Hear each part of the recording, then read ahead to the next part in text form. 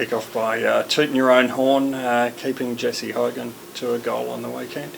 Yeah. Pretty happy with keeping him to one goal he kicked in the end. But the support I had around me from the other backs and even the pressure up the ground, they weren't able to get so many looks where they were shoulders out and able to hit him freely. So the pressure up the ground from the mids was good, and yeah, as I said, the support from the other backs to help me out and fly across was really good. What was your mindset heading into that? Because it sounded like Jesse was expecting Alex Pearce.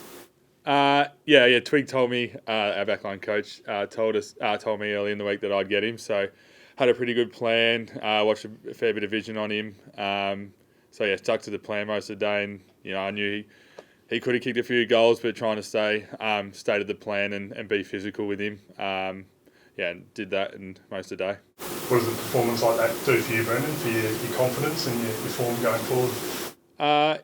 It gives me a bit of confidence. He's obviously one of the best forwards in the comp, winning the Coleman last year. So it gives me confidence that if I can do that to Hogan, that I can do it to most forwards. But yeah, as I said, the support from the rest of the boys to help me out, knowing that most of the ball goes through him, and the pressure up the ground, it really made my job a lot easier. The backline group feeling quite settled now after a few changes, players in and out through the season so far?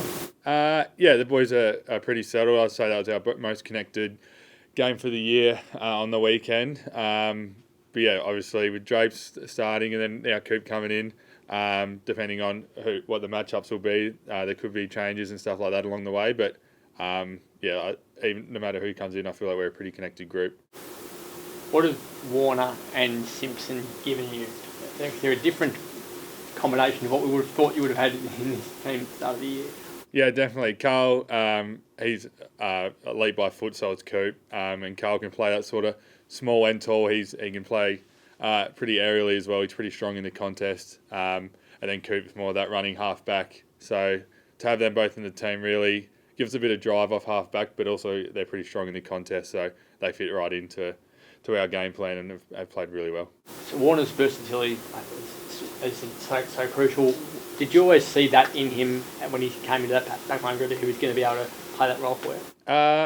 Not necessarily. I think it's something he's really worked on to be able to play small and tall, and I think he fits in with the group, with Lukey and Chappie and those boys who can do the same, play small and tall. So the way he's come in and worked on his game to be able to do that and then provide some bounce off half back has been really good to see. And he's playing some really good footy at the moment as well. What does that win, I think, do for the confidence? Is it by, add a bit of belief? It's good to get a really strong win over there. I think that's the first time we've ever won there, so to do that. But, just get back on the horse this week. We got Port this week, so we'll start reviewing them on Wednesday. But, taking it one game at a time, as we say. Not getting too ahead of ourselves. We're at the 6 and 6 and outside the 8 still, so just taking it 1 week at a time. Dropped a couple at home this year, so getting that consistency and winning the games you're expected to win being at home. Do you feel like that's going to be the key to getting some momentum into this season now? Yeah, I think so. I think we have been a bit inconsistent this year, but I think after that St Kilda game we played pretty well against Collingwood. Unable to get the job, but took a nice step in the right direction and then build on that this week as well. So hopefully we can just keep building week on week and providing better games and being more consistent. With your job on Jesse, Brennan, and Georgiades coming up this week, can you talk us through how it works with you and Alex and Jade probably in the conversation as well about who takes that number one key forward?